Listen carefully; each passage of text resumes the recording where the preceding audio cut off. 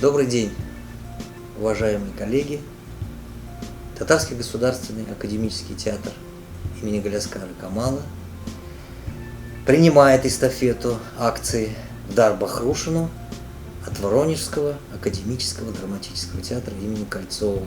Мы, в свою очередь, поддерживая эту эстафету, эту акцию, передаем артефакты, а именно это афиши, премьерную афишу и апрельскую сводную афишу, эскизы костюмов спектакля, который должен был состояться, премьера которая должна была состояться в апреле месяце, но по понятным нам всем причинам была перенесена.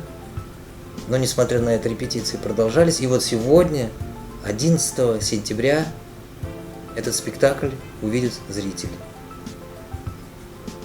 Эстафету мы передаем Национальному драматическому театру имени Басангова из Калмыкии. Уважаемые коллеги, друзья, будьте здоровы. Я думаю, что эта акция, она еще раз подтвердит, что все мы занимаемся нужным, необходимым людям делом. Всего доброго!